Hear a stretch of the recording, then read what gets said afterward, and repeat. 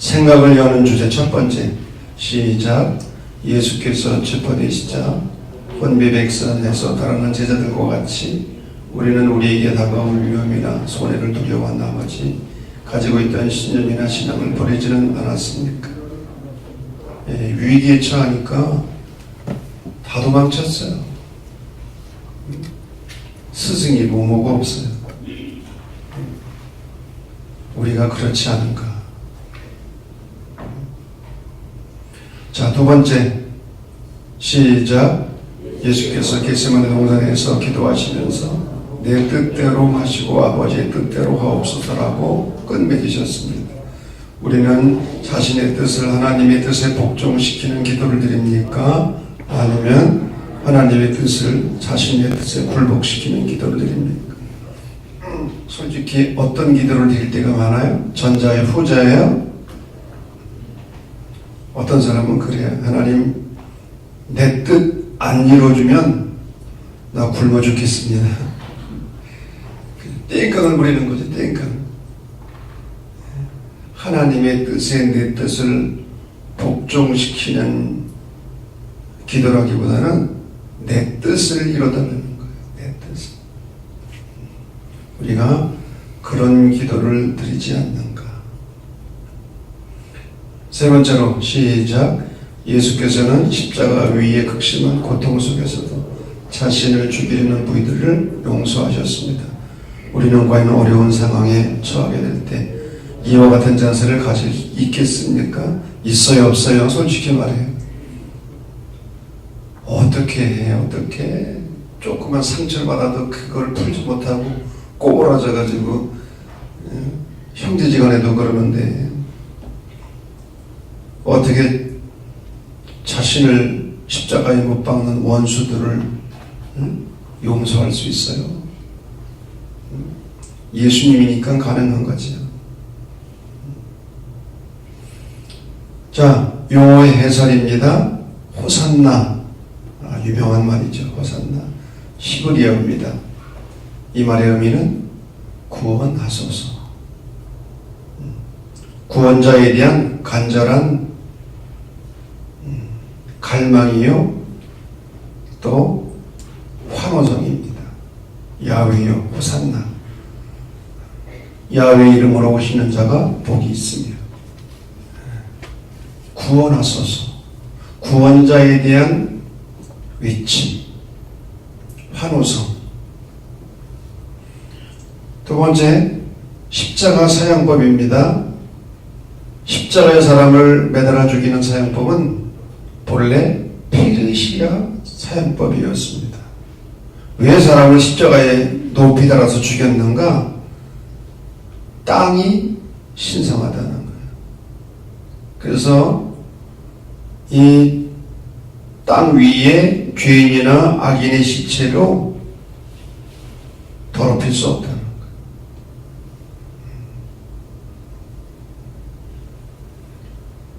근데 이 십자가 사형법에 몇 가지 규례가 있는데, 첫째는 죄인을 십자가에 달기 전에, 또 십자가를 짊어지기 전에 채찍으로 때리는 거예요. 그래서 채찍 끝에 짐승의 뼈를 매달아서 그 채찍에 맞으면 온 몸에 살이 찢어지고 피가 묻어나오는. 그리고 두 번째로는 반드시 이런 무서운 매를 맞고 자신의 십자가를 지고 형장으로까지 가는 거예요. 갈 때는 가능한 한 먼 거리를 가도록. 왜? 많은 사람이 보도록 하기 위해서. 경고의 의미가 있는 거죠. 너희들도 죄를 지면 이렇게 된다. 그리고 세 번째로는 형장에 도착하게 되면 양손과 양발에 못을 박아 십자가를 높이 세우는 겁니다. 그러면 죄인은 고통 속에서 비명을 지르다가 죽는 겁니다. 오랜 시간 동안. 건강한 사람일수록 오래 매달려 있겠죠. 십자가에서 죽으면 시체를 독수리들이 와서 그걸 먹는다고. 얼마나 좋은 밥이에요, 독수리들. 로마 본토에서는 이 형을 쓰지 않았고 로마가 점령한 지역에서 가장 흉악한 범죄자에게만 적용을 했습니다. 그러므로 십자가의 죽음은 인간이 당할 수 있는 가장 큰 저주요, 수치요, 고통이었어요. 바로 예수님께서 이런 십자가에 달려 죽으신 거죠. 자, 시대적 배경입니다. 나라를 잃은 상황, 로마의 지배를 받고 있습니다. 유대인들의 꿈이 무엇입니까? 다윗과 같은 메시아를 기다리는 것. 강력한 왕이 출현해서 옛날 다윗 왕국의 영광을 재현하는 것. 그래서 수많은 곳에서 해방운동이 일어났지만 기원전 2세기 마카비 혁명을 제외하고는 다 실패를 했어요. 우리가 배운 것처럼 마카비 형제들에 의해서 100년 동안 하스몬 왕조가 세워졌다고 했습니다. 그것 외에는 전부 실패했습니다. 그리고 이 당시에 유대를 강력하게 통치하던 사람은 본디오 빌라도 총독. 이 사람도 문제가 참 많은 사람이었어요. 예를 들면 예루살렘 성전의 종교 기금을 다른 데 사용을 하고, 그래서 유대인들이 저항을 하게 되니까 군대로 진압을 하고,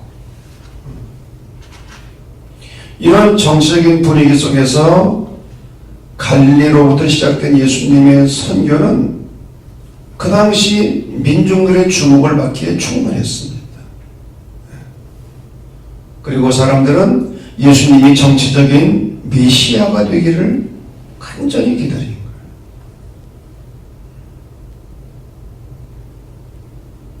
그런데 예수님은 정치적인 메시아가 되지 않는 거예요.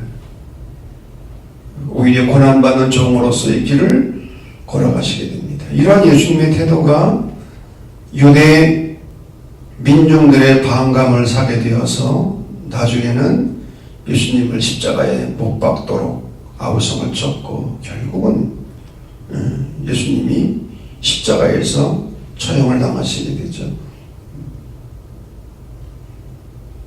자, 말씀의 해석입니다. 예루살렘 입성에서 체포되기까지 우리는 지금 예수님의 생애를 중심으로 정리하고 있는 겁니다. 특히 마가복음은 예수님이 갈릴리에서 사역을 하시다가 예루살렘을 향해서 올라가시는 그 여정을 기록하고 있어요. 예수님은 하나님의 뜻을 이루시기 위해서 예루살렘을 향하여 올라가시는 겁니다. 그런데 예수님은 초라한 죄수의 모습으로 몰래 예루살렘에 입성하신 것이 아니라 왕과 같은 당당한 모습으로.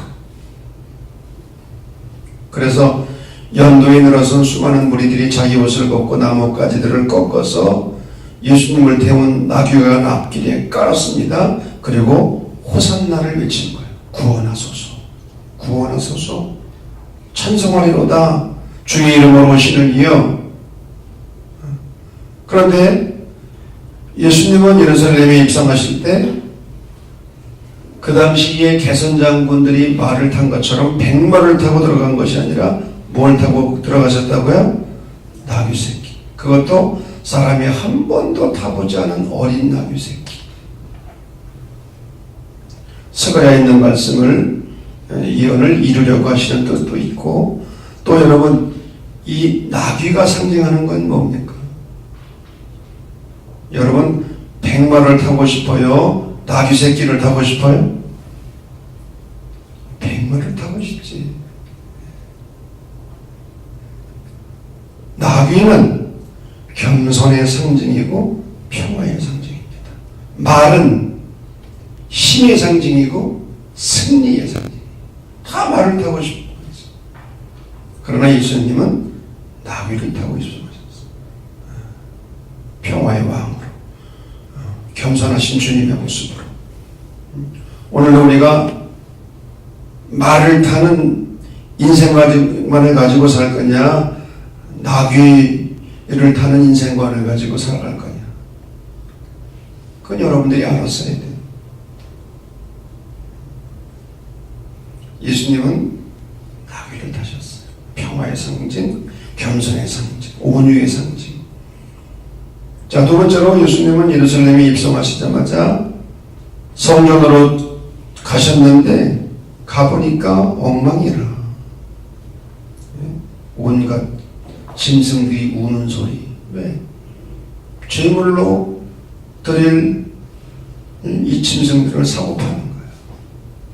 또 성전세를 내기 위해서는 돈을 바꿔야 돼요. 예수님은 채찍을 만드셔서 이 성전에서 장사하는 이들을 다 내쫓으셨어요. 채찍으로. 여러분 어울리십니까? 예수님이 분노하시는 모습, 채찍을 들고 화내는 모습이 어울려요? 안 어울려요? 안 어울리잖아요. 그러나 예수님은 분노해야 될 땐 분노하셨어요. 장사꾼들을 성전 밖으로 내쫓으시면서 하신 말씀은 뭡니까? 내 집은 만민이 기도하는 집이다. 너희가 강도의 소굴로 만들었도다. 형식만 화려하고 내용이 없고 열매가 없는 종교는 하나님의 아들이며 성전의 주인이신 예수 그리스도 앞에서 더 이상 자신의 정체를 숨길 수 없었어요. 특별히 교회 공동체는 장사하는 이익을 남기는 이익 공동체가 되어서는 안 된다는 거예요. 여러분, 교회는 이익 공동체가 아니에요. 다 봉사하고 섬기는 곳이지. 교회가 이익 공동체가 될 때 공동체가 무너지는 거죠. 교회에서 모든 봉사와 헌신은 다 여러분 그래서 페이를 안 받고 하는 거예요. 이게 기본 정신이죠. 깨어지고 있긴 합니다만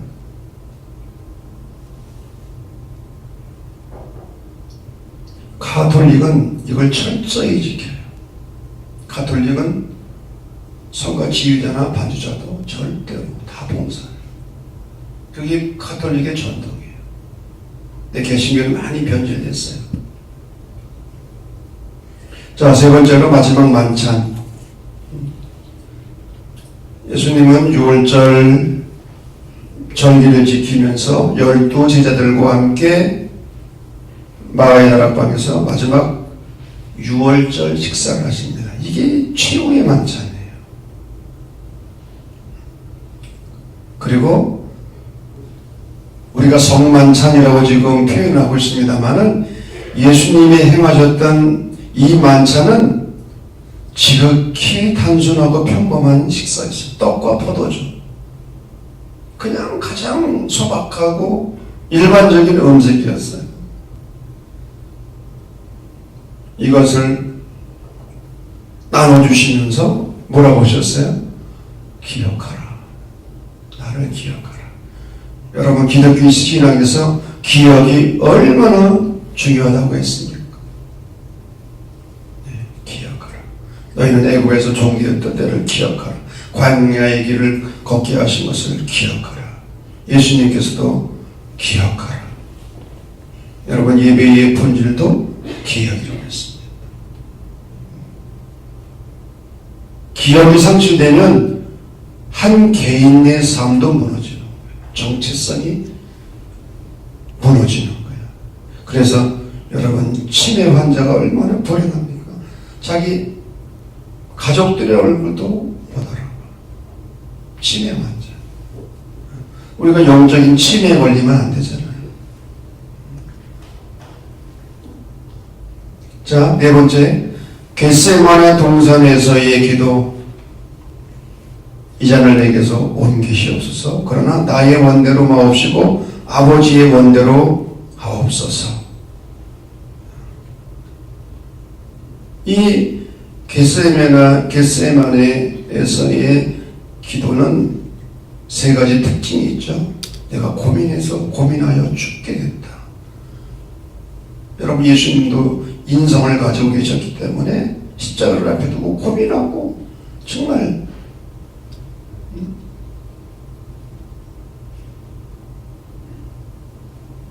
죽게 되는 그런 고통을 겪으신 거예요. 통곡과 눈물로 기도하셨다. 히브리서 5장 7절의 표현이 있죠. 가장 중요한 것은 아버지의 뜻에 복종하는 기도. 그런데 제자들은 깊은 잠에 빠져 있었어요. 자, 체포되어 심판받기까지 유다의 배반, 그 유명한 배반의 키스. 한밤중에 예수님을 잡으러 왔는데 누군지 모르잖아. 예수님이 누구인지. 그래서 가룟 유다가 예수님 옆에 가서 키스를 합니다. 예수님이 누구인지를 알려주기 위해서. 제자들은 다 도망을 쳐버렸습니다. 왜 가룟 유다가 스승을 배반했는가? 역시 잘못된 미시아관 때문에.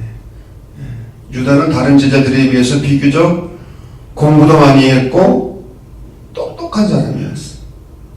그리고 예수님에게서 정치적인 메시아를 기대한 거예요. 그러나 그것이 깨어지면서 이것이 배신감으로 작용을 했다고 봅니다.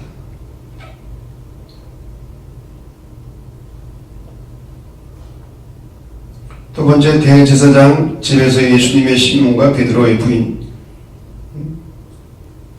재판을 받기 위해서 대제사장에게로 끌려가는데 예수님께로부터 어떤 혐의를 찾기 위해서 거짓 증인들까지 내세웠으나 혐의를 찾을 수가 없는 거예요. 대제사장과 무리들은 예수님을 향하여 침을 뱉고 얼굴을 가리고 주먹을 치고 조롱을 했습니다.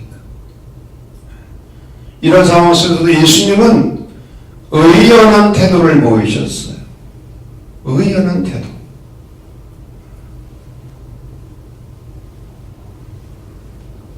이러한 예수님의 모습과는 달리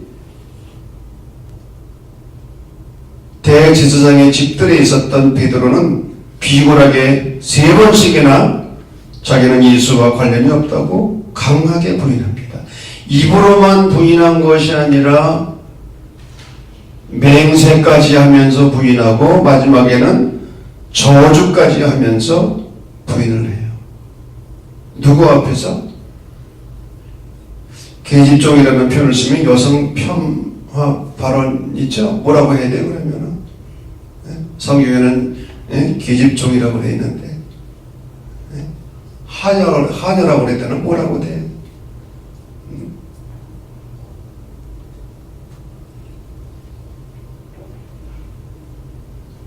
베드로의 부인 3번씩이나, 그리고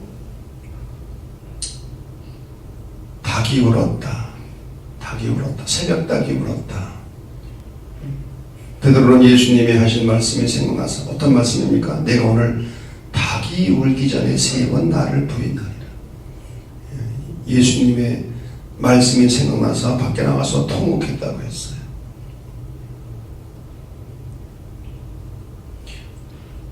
문제는 오늘날 우리들도 예수를 믿는다고 하지만 우리의 삶 속에서 예수님을 모른다고 부인할 때가 많다는 거죠.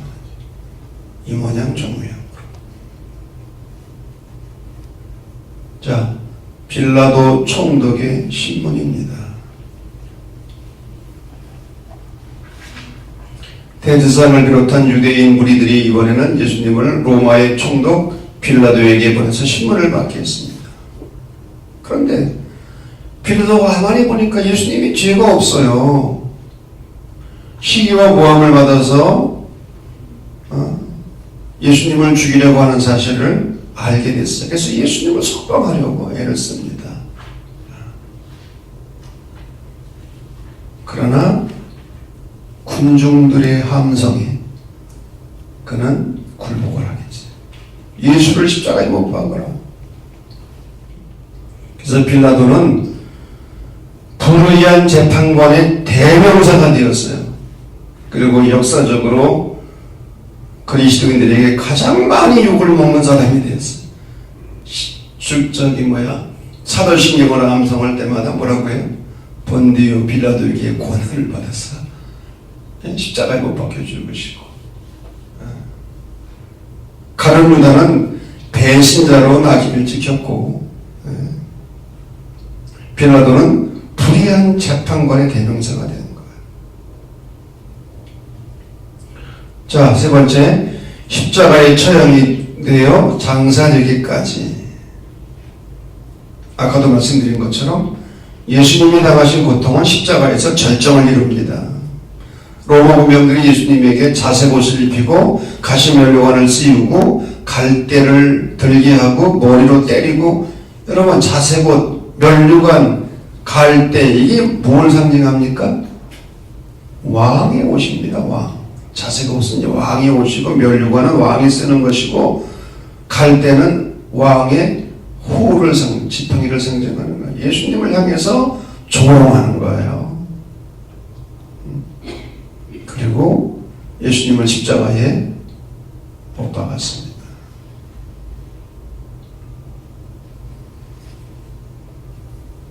예수님이 십자가에서 남기신 7마디 말씀, 그래서 우리는 가상 7언이라고 말합니다.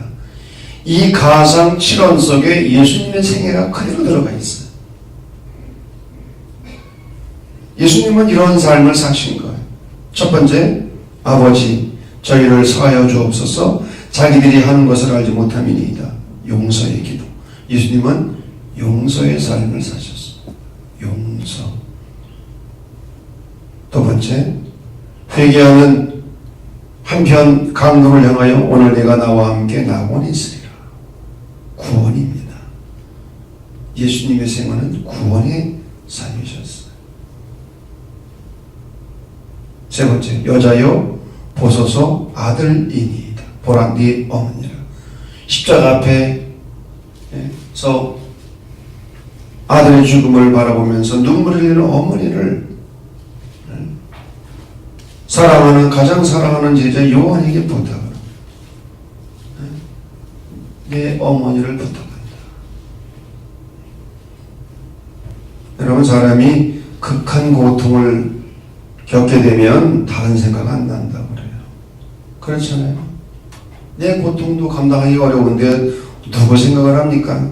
그런데 예수님은 십자가의 고통 속에서도 어머니를 생각한 거예요. 어머니.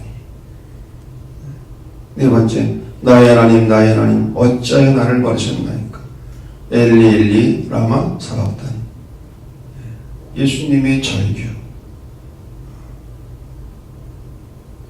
예수님은 하나님께로부터 완전히 버림받는 경험을 하시는 거예요. 아버지께로부터 완전히 버림받는. 어찌하여 나를 버리셨나이까.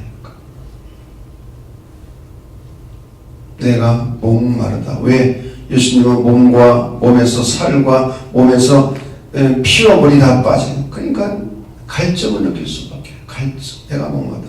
예수님도 우리와 같은 인성을 가지고 계셨기 때문에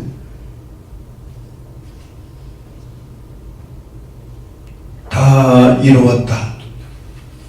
하나님의 뜻을 다 이루었다는 거예요. 아버지여 내 영혼을 아버지 손에 부탁하나이다.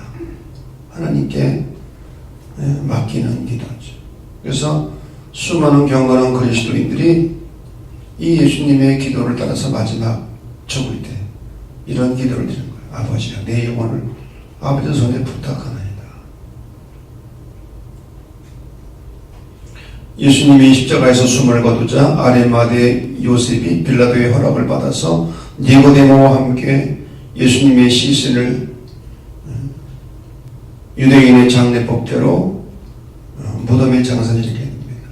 누구의 무덤이었어요? 자기가 죽을 무덤에, 자기가 들어갈 무덤에. 그러니까 아리마대 요셉이나 니고데모는 숨은 제자들이었죠. 이 당시에 예수님의 시신을 거둔다고 하는 것은 정말 위험한 일이었고 이로울 게 하나도 없는 일이에요. 그럼에도 불구하고 그들은 예수님의 시신을 무덤에 장사 지내게 됩니다. 이 모든 광경을 갈릴리에서 온 여자들이 지켜보는 거죠. 여자들. 남자들은 다 도망쳤어. 사도요한 하나 빼고. 그 여자들은 끝까지 예수님의 십자가와 그리고 장례를 다 지켜봤잖아요. 그리고 향통과 향유를 예비하였다. 자, 안식구 첫날 여인들이 예수님의 무덤을 가게 됩니다. 방문한 목적이 뭐라고요? 예수님의 몸에 향유를 바르기 위해서. 이것은 죽은 자에 대한 마지막 예언이었어요. 그런데 걱정을 했죠. 누가 무덤 문을 열어줄 수 있겠는가? 그 견고한 무덤 문을 여자들이 어떻게 엽니까? 그러나 그냥 간 거예요. 걱정을 하면서. 그러나 이 여인들이 발견한 것은 무덤이 열려 있었고 빈 무덤이었다. 그래서 성경에서 예수님의 부활을 확증하는 것이 크게 두 가지가 있는데, 하나는 빈 무덤. 지금도 예수님의 무덤을 몰라요. 어디인지 몰라.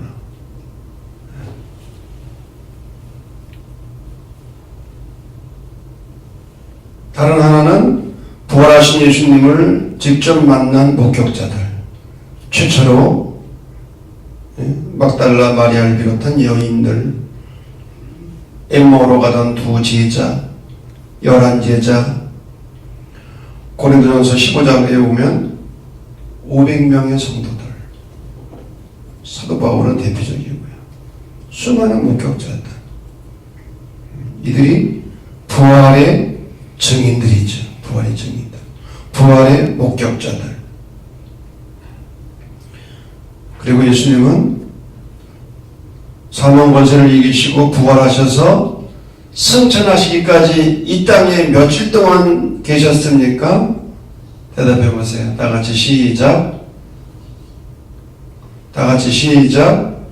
40일 동안. 예수님은 40일 동안 목회를 하셨어요. 어떤 목회를 하셨는가? 쓰러진 제자들을 세우는 일을 하셨어요. 시리와 절망에 빠져 도망치고 배신하고 다 무너져버린 이 제자들의 신앙을 바로 세워요. 왜? 양떼들을 위해서. 왜 제자들을 세우셨습니까? 남겨진 수많은 양떼들을 위해서. 40일 동안 예수님은 그 일을 하십니다. 그리고 승천하시게 되죠. 사도행전 1장 11절을 보면 너희 가운데로 하늘로 올리우신 이 예수는 하늘로 가심을 본 그대로 다시 오시리라. 예수님의 부활, 승천을 기록하고 있습니다. 이로써 지상에서의 예수님의 삶은 대단원의 막을 내리게 됩니다.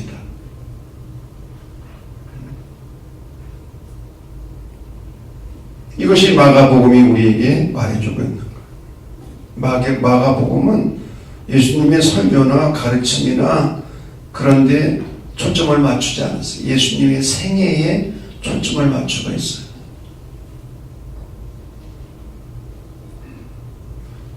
자, 신학적인 의미 세 가지입니다. 첫째, 신앙을 이기는 동료. 무엇을 동료했는가? 유다의 배반 이야기는 유다처럼 배반해서는 안 된다는 거예요. 배반자가 되면 안 된다는 거죠. 그렇잖아요. 또 신앙 때문에 체포당하는 그리스도인들에게 어떤 시련이 닥치더라도 베드로처럼 비겁하게 자기 정체성을 부인하고 예수님을 모른다고 부인해서는 안 된다는 거예요. 조금 어려움 당한다고 비겁하게 배신해서도 안 되고 자기 정체성을 부인해서도 안 된다는 거죠. 그리고 더 나아가서 위기의 순간에 열심히 기도하시는 예수님과 잠들어 있는 제자들의 모습을 대조하면서 잠들어서는 안 된다는 거죠. 긍정적인 모델과 부정적인 모델을 제시하고 있는 거예요. 유다처럼, 베드로처럼, 그리고 잠자고 있는 제자들처럼 그런 모습이 되어서는 안 된다는 거예요.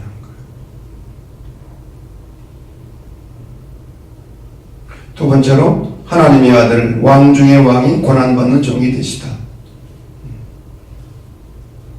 예수님이 겟세마네 동산에서 드리셨던 이 기도, 그 기도 시간, 아무도 이해할 수 없는, 또 대신할 수 없는 고독을 겪으셨어. 고독. 예수님이 겪으신 고독, 외로움. 여러분, 그 무거운 십자가를 앞에 두고 예수님이 얼마나 외롭고 힘드셨겠어요. 제자들이라는 존재들은 잠만 자고 있지. 누구 하나 옆에 없는 거예요. 누구 하나.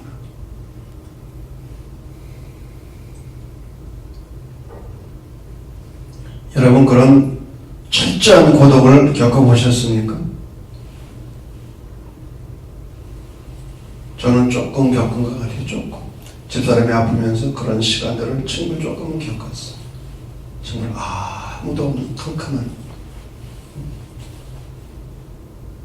누구도 도와줄 수 없는,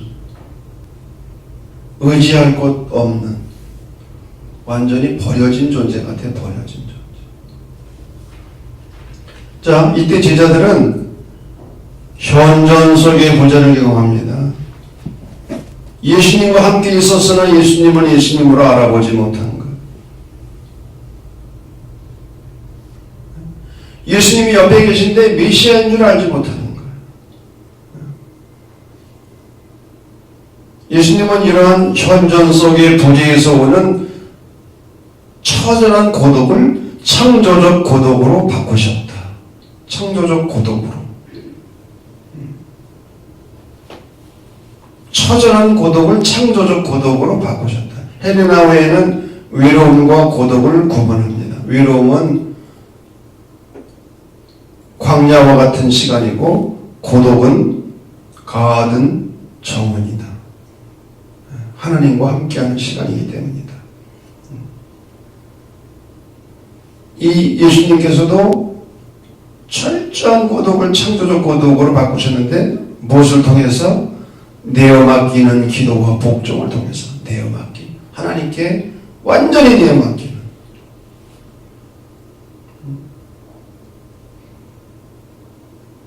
예수님의 겟세마네에서의 기도는 내어 맡기는 기도죠. 완전히 하나님께 내어 맡기는. 그래서 기도의 본질은 탄원이기 이전에 하나님의 뜻 앞에서의 내어 맡김이라는 행위가 들어있다. 기도란 뭐냐? 하나님께 맡기는. 아멘을 안 해도 그런 거야. 내어 맡김. 내 뜻은 이루어달라고 땡깡 넣는 것이 아니라 하나님께 내어 맡기는 것. 하나님의 뜻 앞에 자신을 복종시키는 것.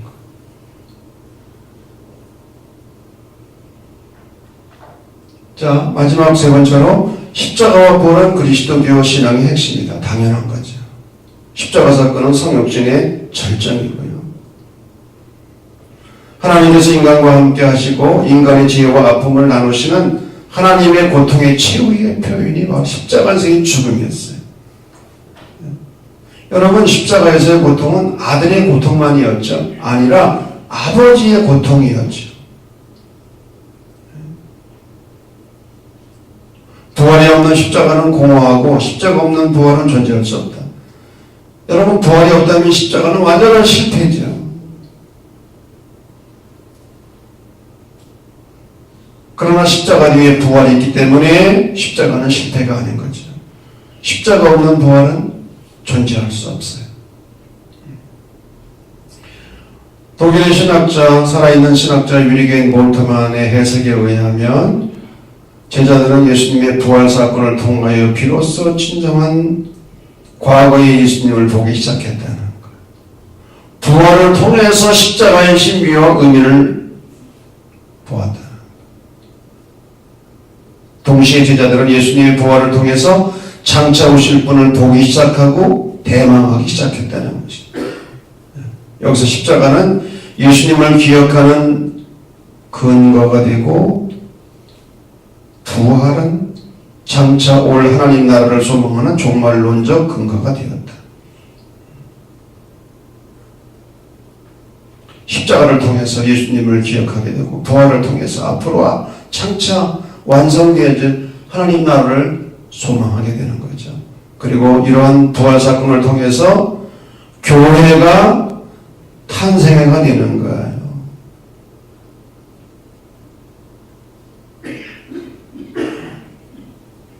그리고 이 교회는 제도나 건물이나 조직으로 표현된 것이 아니라, 교회는 십자가의 죽음을 이기시고 예수님을 다시 살리신 하나님과 하나님 나라의 영원한 생명을 경험하면서 예수님을 기억하고 또 예수님의 오심을 소망하는 하나님 나라 백성들의 공동체다. 교회가 뭐냐? 하나님 나라 백성들의 공동체. 예수님의 십자가 사건을 기억할 뿐만 아니라 예수님의 오심을 소망하는 종말론적인, 종말을 바라보는, 여기서 종말은 이 역사를 외면하고 역사를 초월하는 것이 아니라 이 역사 속에 뿌리를 내리고 있는, 그래서 교회는 역사 종말론적인 하나님 나라 백성들의 공동체인 거예요. 역사 종말론적인 하나님 나라 백성들의 공동체. 이 교회론이 사실은 은중만 박사님이 세운 실천신학대학원 대학교의 핵심 사상이에요. 역사 종말론적인 하나님 나라 백성들의 공동체. 이거 하나 배우기 위해서 2년 동안 공부한 거. 이거 하나 배우기 위해서 세부적으로. 역사 종말론적인 하나님 나라 백성들의 공동체가 무엇이며 이것을 어떻게 이뤄나가야 될지. 자, 중요한 것, 십자가 이전까지의 제자 공동체가 현존 속의 부재였다면, 부활 이후의 교회 공동체는 부재 속의 현존을 경험하는 거예요. 예수님이 안 계셔. 육신적으로 예수님을 볼 수 없어요. 부재하셔요. 그러나 부재 속의 현존을 경험하는 거예요. 부활 사건 이전의 제자들은 예수님이 옆에 계셨으나 현존 속의 부재를 경험한 거예요. 옆에 계셨으나 알아보지를 못해요. 여러분, 옆에 사람이 얼마나 소중한 존재인지 알아보셨습니까? 옆에 사람들이 얼마나 소중한 존재인지.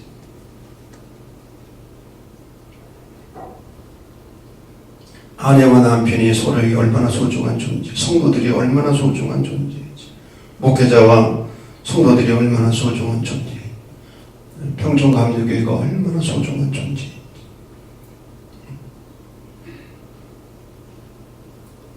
잃어버려야 하는 거, 잃어버려요. 몰라요. 예수님의 제자들도 예수님이 부활하고 승천하신 다음에나 알았어요. 여러분, 부재 속의 현존을 경험할 수 있기를 바랍니다.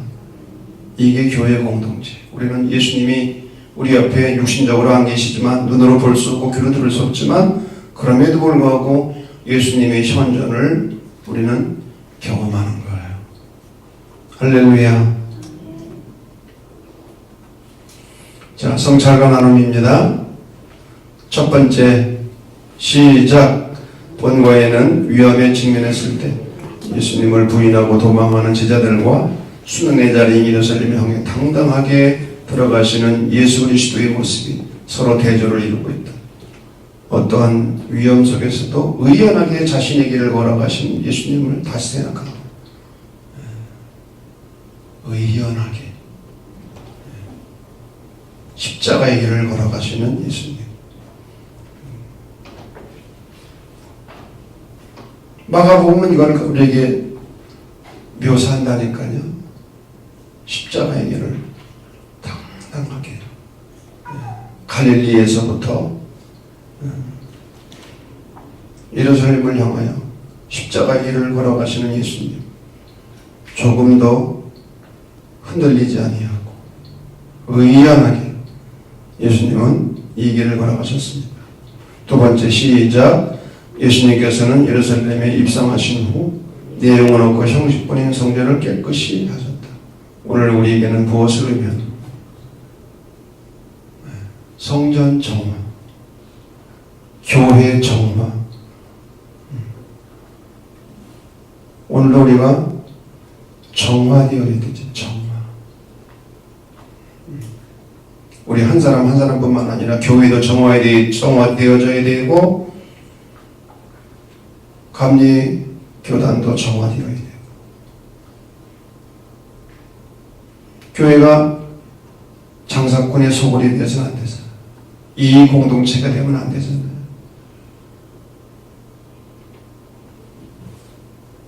세 번째, 시작. 아무리 인격이 훌륭한 사람이라 해도 어려운 시련을 당하게 되면 남을 생각할 여유가 없기 마련이다.